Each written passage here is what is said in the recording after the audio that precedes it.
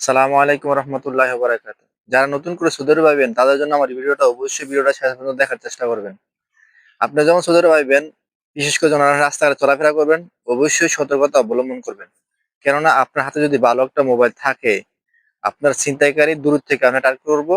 যখন দেখবো যে আপনি বইসা মোবাইল টিপতেছেন বা হাঁটতে, হাঁটতে মোবাইল টিপতেছেন, তখন সে আপনার মোবাইলটারে চলন্ত গাড়ি থেকে থাপা দিয়া নিয়া যাইবো। যারা পুরান লোক আছে তারা এই বিষয়টা জানে কিভাবে মানে ছিনতাইকারীরা মোবাইল ছিনতাই করে।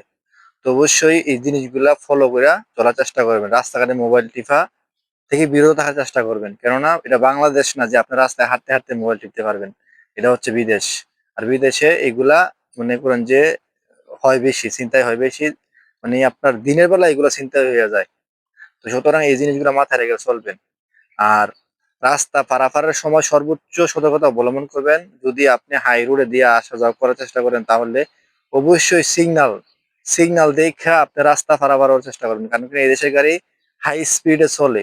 আপনারে ফাত করে মাইরা দিয়ে যাইবো গা। আপনি টেরও হইবেন না।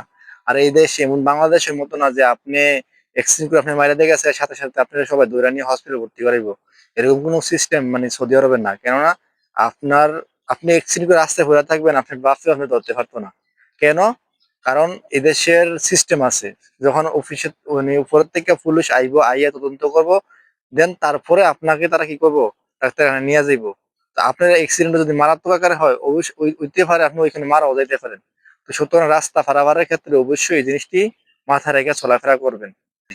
তো অবশ্যই যদি ভিডিওটা ভালো লাগে, আপনার ভিডিওটা শেয়ার করবেন। যারা নতুন আসছে তাদের কাছে পৌঁছায় দিবেন। আমার চ্যানেল সাবস্ক্রাইব করে রাখবেন।